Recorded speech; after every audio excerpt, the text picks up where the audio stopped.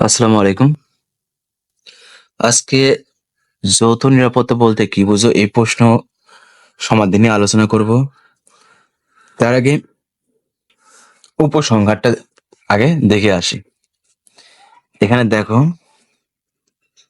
উপসংহারটা আগে বোঝাচ্ছি কেন সেটা পরে বলতেছি।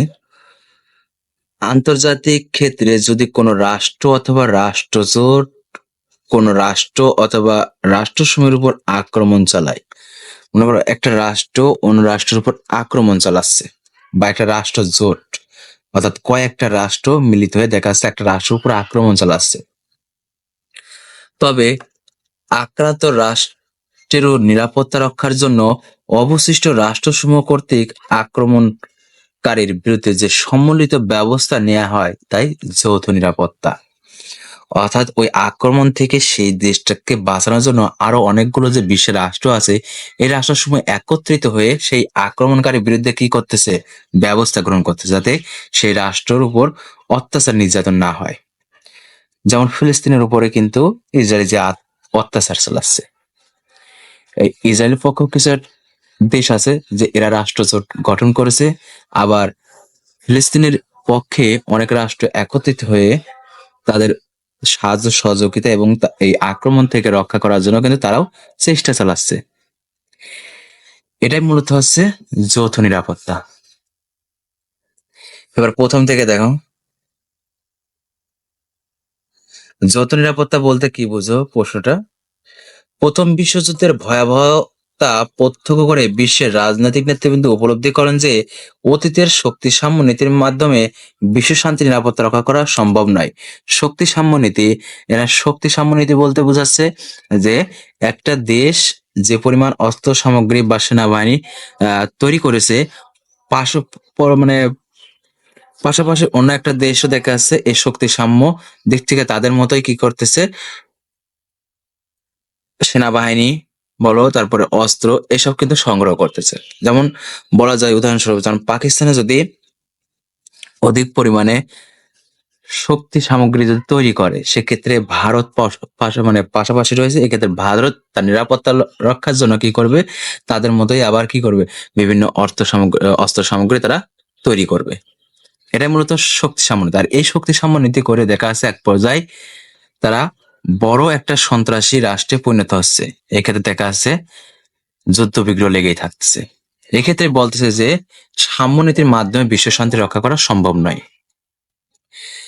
লিগ অব নেশনস এর সনদপত্রে যৌথ নিরাপত্তা ব্যবস্থার উপর একটি গুরুত্ব আরোপ করা হয়। লিগ অব নেশনস একটা আন্তর্জাতিক একটা সংস্থা। এরপর দেখো যৌথ নিরাপত্তা। যৌথ নিরাপত্তা বিশ্ব সরকার শক্তি ভারসাম্য নীতির মাঝামাঝি এমন এক অবস্থা, যৌথ নিরাপত্তা বিশ্ব সরকার অর্থাৎ বিশ্বের যে সমস্ত বড় বড় রাষ্ট্রগুলো আছে, এই সমস্ত রাষ্ট্রের যে সমস্ত সরকার আছে, এরা সরকার আর শক্তি ভারসাম্য নীতি, তোমরা যেটা বললাম যে শক্তি সাম্য নীতি আর শক্তি ভারসাম্য নীতি একই বিষয়, যার মাধ্যমে বিশ্ব নেতৃবৃন্দ তাদের কর্তৃত্বের ছাড় দেবে, কিন্তু সম্পূর্ণভাবে না।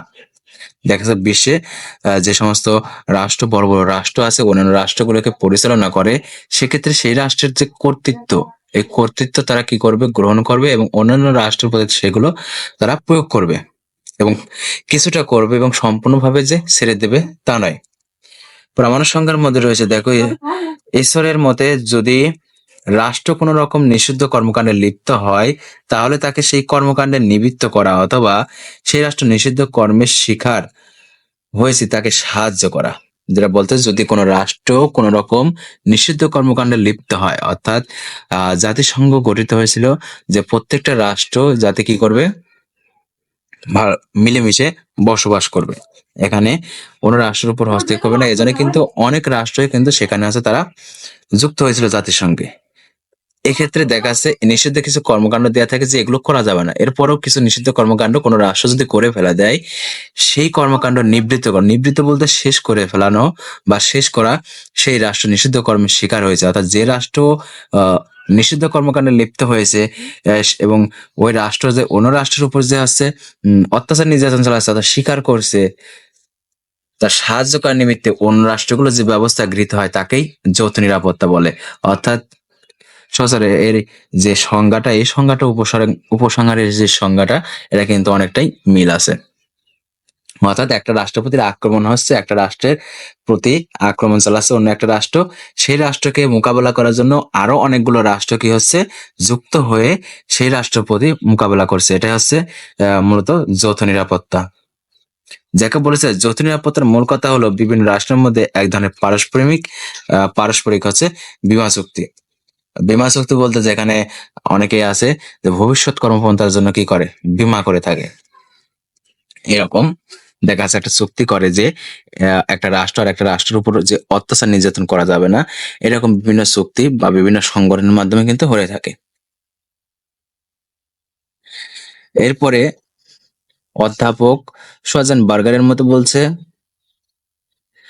যৌথ নিরাপত্তা হলো কোনো প্রতিষ্ঠান আন্তর্জাতিক শৃঙ্খলার বিরুদ্ধে কোনো আক্রমণ নিরস্ত্র প্রতিরোধ করার উদ্দেশ্যে। আক্রমণ এখানে নিরস্ত্রকরণ যেটা আমরা পড়েছি সেটাই, যে নিরস্ত্র হচ্ছে সেনাবাহিনী কমিয়ে ফেলা, অস্ত্রশস্ত্র কমিয়ে ফেলা, প্রতিরোধ করা যৌথ কর্মকাণ্ড গ্রহণ করা যন্ত্র বিশেষ। অর্থাৎ একটা রাষ্ট্র যে পারমাণবিক দিক থেকে অনেক শক্তিশালী হয়ে যাচ্ছে, ক্রমে তারা অস্ত্রশস্ত্র আহ মানে আমদানি করছে বা নিজের রাষ্ট্র তৈরি করছে, এরকম কিছু থেকেই তাদেরকে কি করতে হবে, প্রতিরোধ করতে হবে। অন্যান্য রাষ্ট্র যৌথ হয়ে কি করতে হবে, প্রতিরোধ করতে হবে। এটা হচ্ছে যৌথ নিরাপত্তা। পামার ও পার্কিন্স বলেছে, যৌথ নিরাপত্তা বলতে বোঝায় এমন সব প্রতিশ্রুতি বা বাধ্যবাধকতা যা বিশ্বের সকল দেশ বৃহৎ শক্তিবর্গ মেনে চলবে।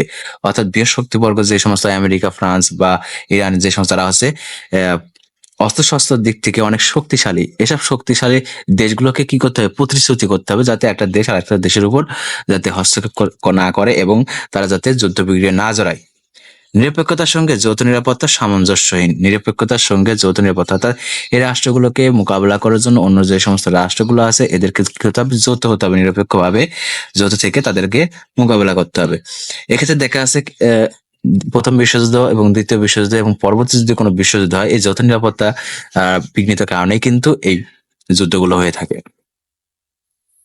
এনিস ক্লাউড এর মতে, অধুনা যৌথ নিরাপত্তা শব্দদ্বয় সংকটের হাত থেকে রেহাই পাওয়ার উদ্দেশ্যে যৌথ সামরিক ব্যবস্থা সুবিন্যস্ত করার প্রক্রিয়া হিসেবে ব্যবহৃত হয় হচ্ছে। যেমন জাতিসংঘ কিন্তু বিশ্ব শান্তি রক্ষার জন্য কিন্তু তাদের একটা সামরিক একটা জোট আছে, সেই জোটের মাধ্যমে কিন্তু বিশ্বের বিভিন্ন জায়গা থেকে বিভিন্ন দেশে কিন্তু তারা সেই দলকে পাঠায় এবং সেখানকার নিরাপত্তা নিশ্চিত করার জন্য কাজ করে। এটা হচ্ছে যৌথ নিরাপত্তা। পরিশেষে আমরা যদি বলতেই যে যৌথ নিরাপত্তা হচ্ছে কোন একটা রাষ্ট্র অন্য রাষ্ট্রের উপর কি করতেছে, হস্তক্ষেপ করতেছে বা নির্যাতন করতেছে, সেই ক্ষেত্রে সে নির্যাতন থেকে রক্ষা পাওয়ার জন্য অন্যান্য অনেক রাষ্ট্রগুলো যৌথ হয়ে কি করতেছে, সেই রাষ্ট্রের মোকাবেলা করছে যাতে ওই রাষ্ট্র কি না হয়, ক্ষতিগ্রস্ত না হয়। যেটা উদাহরণস্বরূপ বললাম যে ফিলিস্তিন, সেখানে ইসরায়েল তাদের উপর আক্রমণ করতেছে এবং ফিলিস্তিনের সঙ্গে যুক্ত হয়ে অনেক রাষ্ট্রই কিন্তু তাদের হচ্ছে পাশে দাঁড়াচ্ছে। এটা মূলত যৌথ নিরাপত্তা। এবং পরবর্তী কোর্সের ভিডিও পেতে অবশ্যই চ্যানেলটি সাবস্ক্রাইব করে পাশে থাকবে। সবাই ভালো থেকো, আল্লাহ হাফেজ।